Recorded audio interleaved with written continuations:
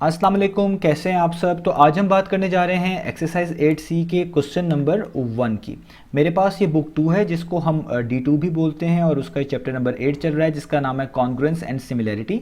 तो इस चैप्टर से रिलेटेड बहुत सारे सॉल्यूशंस मैं अपने चैनल पर अपलोड कर चुका हूँ। मैंने इस चैप्टर के नेम से एक सेपरेट प्लेलिस्ट भी बनाई हुई है, उसका लिंक डिस्क्रिप्शन में दे दिया है। अगर आप इसके बाकी सॉल्यूशन में इंटरेस्टेड हो तो वो लिंक डिस्क्रिप्शन में से देख सकते हैं। इसके अलावा एक फेसबुक पेज भी बनाया हुआ है, उसका लिंक भी मैंने डिस्क्रिप्शन में दिया है। अगर आपके कोई सजेशन हो मेरे वीडियो कंटेंट के हवाले से तो मुझे आप इस फेसबुक पेज के थ्रू वो सजेशन मुझ तक पहुंचा सकते हैं। तो आइए स्टार्ट करते हैं हम 8C के क्वेश्चन नंबर 1 को। हम इसको पहले समझेंगे, इसमें जो कंसेप्ट्स इन्वॉल्व है उनको थोड़ा सा डिस्कस कर लेंगे और उसके बाद उसका सोल्यूशन स्टार्ट करेंगे। अगर आप जस्ट सोल्यूशन में इंटरेस्टेड हैं तो आप वीडियो को स्किप करके देख सकते हैं। तो आइए स्टार्ट करते हैं क्वेश्चन नंबर 1 को। तो क्वेश्चन नंबर 1 यहाँ पे लिखा हुआ है, in the figure triangle x prime y prime z prime is an enlargement of triangle xyz with a scale factor of 2.5। पहले हम यहाँ तक स्टेटमेंट को समझेंगे। नीचे दो ट्राइंगल्स बनाकर दी गई हैं, एक ट्राइंगल है xyz और एक ट्राइंगल ये बड़ा वाला ट्राइंगल है जिसपे x prime y prime z prime लिखा हुआ है। मैं इनके ऊपर जो ये डैश लगी हुई हैं इनको प्राइम पढ़ रहा हूँ, आप इनको जस्ट डैश भी पढ़ सकते हैं, वो आपके ऊपर डिपेंड करता है।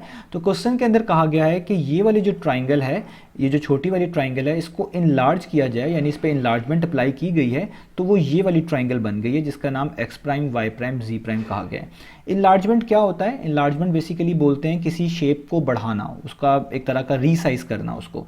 तो देखें ये ट्राइंगल पहले छोटी थी और इसको इनलार्ज किया गया तो अब वो ये वाली ट्राइंगल बन गई जिसके ऊपर x prime y prime z prime लिखा हुआ है। तो इसी को हम बेसिकली इनलार्जमेंट बोलते हैं, ठीक है।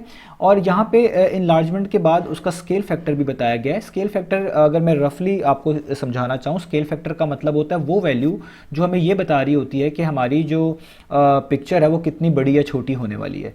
जितना ज़्यादा स्केल फैक्टर होगा उसी लिहाज से हम कहते हैं कि जी हमारे जो फिगर होगी वो उतनी मैग्नीफाई हो जाएगी, उतनी बड़ी हो जाएगी। जितना कम स्केल फैक्टर होगा हम कहेंगे वो उतनी कम मैग्नीफाई होगी, उतनी कम जो है ना बड़ी होगी, यानी थोड़ी छोटी रहेगी। तो ये स्केल फैक्टर का इन जनरली काम होता है। लेकिन स्केल फैक्टर निकालने का एक प्रॉपर फार्मूला है और उसी फार्मूले को हम यूज़ करेंगे अभी इस क्वेश्चन में भी, जो हमने फाइंड आउट करनी है मिसिंग लेंस। तो यहाँ तक आपको समझ आ गया होगा, एक ट्राइंगल गिवन है, उसको इनलार्ज किया गया है ताकि वो बड़ा वाला ट्राइंगल बन जाए और जिस स्केल फैक्टर के मुताबिक किया गया वो भी यहाँ पर बता दिया गया है। Given that X Y is 4 centimetre, वो बहुत क्लियर है, आपको इस वाली फिगर के अंदर लिखा हुआ है कि एक्स वाई यहाँ पे 4 सेंटीमीटर दिया हुआ है, वाई प्राइम जी प्राइम 8.75 दिया हुआ है, ये दूसरी ट्राइंगल के अंदर गिवन है। और आपने जो चीज़ें निकाल कर दिखानी है वो है एक्स प्राइम वाई प्राइम, वो यहाँ पर है, और दूसरा है वाई जी, वो यहाँ पर है। ये है मिसिंग लेंथ है जो आपने दो फाइंड आउट करके दिखानी है। तो मुझे उम्मीद है आपको क्वेश्चन समझ आ गया होगा। अब हम स्केल फैक्टर की डेफिनेशन की मदद से इन दोनों मिसिंग लेंथ्स को निकालेंगे। तो आइए स्टार्ट करते हैं।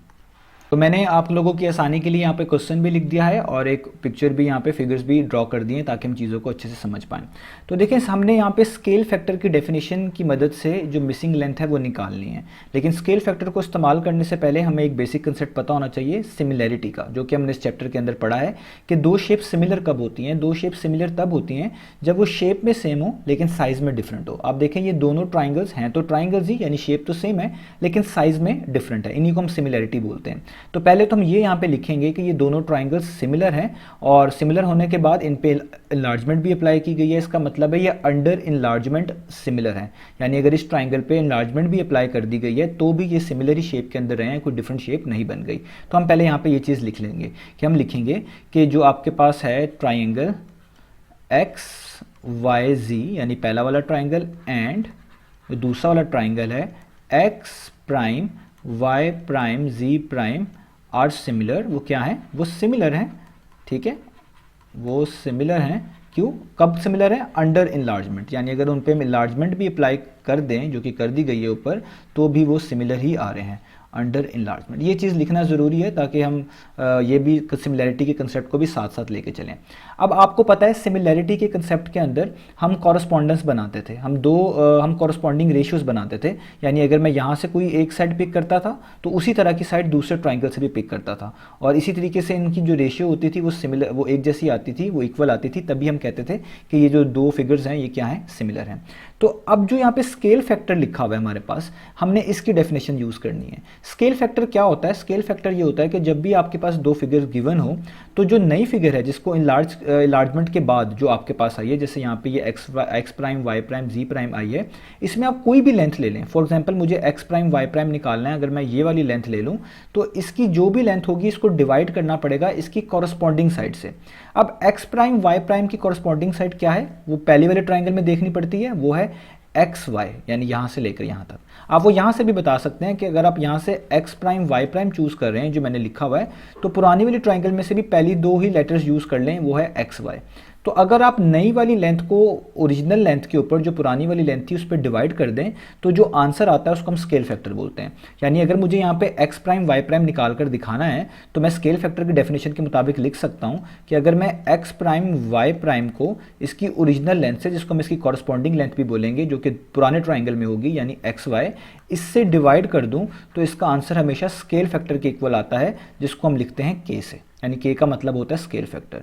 तो ये आपने याद रखना है, नई लेंथ को उसकी कॉरस्पॉन्डिंग लेंथ से डिवाइड करना है, किसी से भी नहीं, उसकी कॉरस्पॉन्डिंग से। और कहाँ से पता चलेगा? आप यहाँ से अगर X prime Y prime choose कर रहे हैं, तो दूसरा ट्राइंगल की जो ये इस तरह के लेटर्स लिखे होंगे उसमें से भी फर्स्ट टू ही पिक कर लीजिएगा और उसी को उसके नीचे लिख लीजिएगा। अब आप देखें, एक्स प्राइम वाई प्राइम तो मैंने फाइंड आउट करना है, तो इसलिए मैं उसको तो वैसे का वैसे यहाँ पे लिख देता हूँ। लेकिन एक्स वाई मुझे गिवन है, एक्स वाई कितना है, वो है 4 सेंटीमीटर, तो मैं नीचे लिख लेता हूँ यहाँ पे 4। ठीक है, आप सेंटीमीटर्स भी लिख सकते हैं। इज इक्वल टू के, स्केल फैक्टर मुझे पहले से क्वेश्चन के अंदर गिवन था, वो था 2.5। स्केल फैक्टर को हम के से यूजुअली रिप्रेजेंट करते हैं और वो क्वेश्चन के अंदर पहले से ही गिवन है 2.5, तो इस के की जगह पे मैं लिख लेता हूँ 2.5। ठीक है, अब क्या करना है मुझे, क्योंकि एक्स प्राइम वाई प्राइम निकालना है, तो मैं एक्स प्राइम और वाई प्राइम को यहीं पर लिखूंगा, और ये जो 4 यहाँ पर डिवाइड हो रहा है, ये 2.5 से जाके क्या हो जाएगा, ये हो जाएगा वहाँ पे जाकर मल्टीप्लाई। अब जस्ट मैं इसको सॉल्व कर लूँगा, तो मेरे पास आ जाएगा X prime Y prime is equal to, जब आप डेसिमल ख़त्म करते हैं तो अगर उसके बाद एक डिजिट हो सिर्फ, तो आप नीचे 10 यूज़ करते हैं, तो मैं यहाँ पे 10 लगा देता हूँ उसको सॉल्व करने के लिए। ये 4 है, तो 2 टाइम्स 4, 2 5 टाइम्स 10, इसको फर्दर कट किया जा सकता है, 5 1 टाइम्स 5, 5 टाइम्स 25, तो ऊपर 5 बचा है और 2 बचा है, नीचे तो कुछ भी नहीं बचा, 1 को लिखने की जरूरत नहीं होती। तो X prime Y prime is equal to आ जाएगा 5 मल्टीप्लाई बाय 2, 5 2 टाइम्स कितना होता है 10, और साथ हम लगा देंगे सेंटीमीटर। यानी हमने एक लेंथ तो निकाल ली है, वो कितनी है, एक्स प्राइम वाई प्राइम, और वो कितनी आई है 10 सेंटीमीटर। और हमने वो स्केल फैक्टर की डेफिनेशन से निकाली है कि एक लेंथ पिक करी जो हमें चाहिए थी, और उसकी कॉरस्पॉन्डिंग लेंथ पुराने ट्राइंगल से पिक करी और उसको के इक्वल रख दिया। आप किसी भी लेंथ को पुरानी वाली लेंथ के लिहाज से लिख के स्केल फैक्टर निकाल सकते हैं, लेकिन हमें क्योंकि यहाँ पे एक्स प्राइम वाई प्राइम ही चाहिए था, तो मैंने उसी को यूज़ कर लिए। अदरवाइज स्केल फैक्टर की डेफिनेशन इन जनरल होती है, आप किसी भी नए वाले ट्राइंगल में से किसी भी न्यू लेंथ को पिक करें, उसको पुरानी वाली कॉरस्पॉन्डिंग लेंथ पे डिवाइड कर दें, तो हमेशा आंसर 2.5 ही आएगा, यानी स्केल फैक्टर ही आएगा। तो ये हो गया हमारे पास पहला वाला एक तरह का पार्ट, हमने एक लेंथ निकाल ली है एक्स प्राइम वाई प्राइम। अब हम निकालते हैं वाई जी। तो अब हमने निकालनी है वाई जी, और वाई जी आप देख सकते हैं इस वाले ट्राइंगल की बात की जा रही है, इस वाली लेंथ की।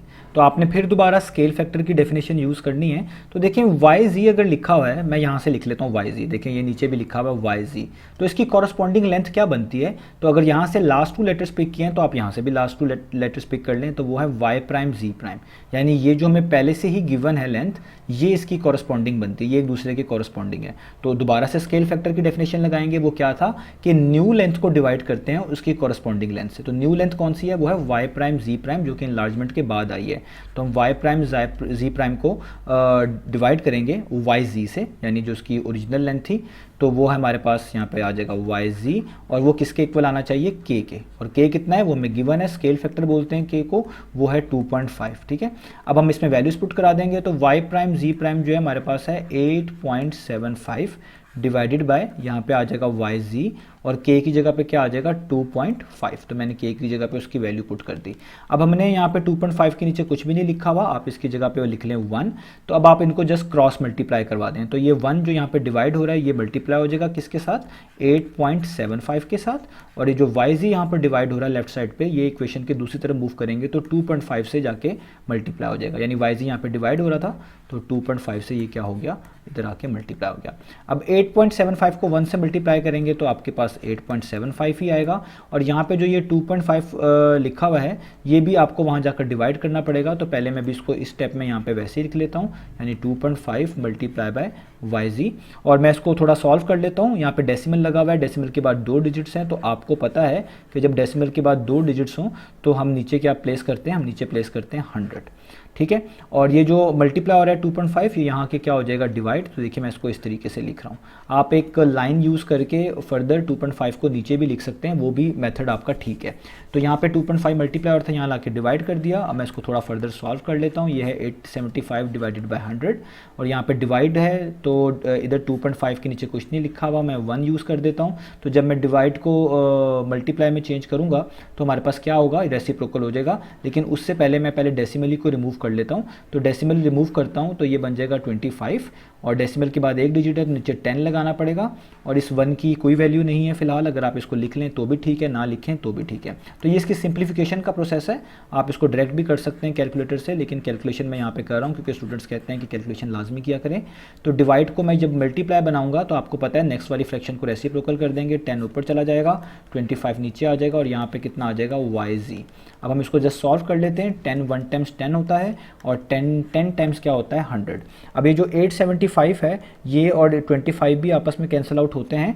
25 1 टाइम्स 25 होता है, और 25 35 टाइम्स 875 होता है। यानी ऊपर बचा 35 और 1, 35 1 टाइम्स होता है 35, और नीचे बचा 10 1 टाइम्स 1, या 10 1 टाइम्स, तो यानी वो होता है 10। और यहाँ पे कितना आ गया हमारे पास YZ। और इसको हम सॉल्व कर सकते हैं। जब नीचे किसी भी फ्रैक्शन के नीचे 10 लिखा हो, इसका मतलब है ऊपर ऐसी जगह पे डेसिमल लगा दें जिसके बाद एक डिजिट हो। तो हमें पता है हमें 3 के और 5 के दरमियान डेसिमल लगाना पड़ेगा, क्योंकि इसी तरीके से डेसिमल के बाद एक डिजिट होता है। तो ये आ गया 3.5, इसके आगे हम लगा देंगे सेंटीमीटर्स, और ये हो गई लेंथ हमारे पास YZ की। तो हमारे पास YZ भी आ गया है, वो कितना है 3.5 सेंटीमीटर। यही 2 लेंथ हमने फाइंड आउट करके दिखानी थी।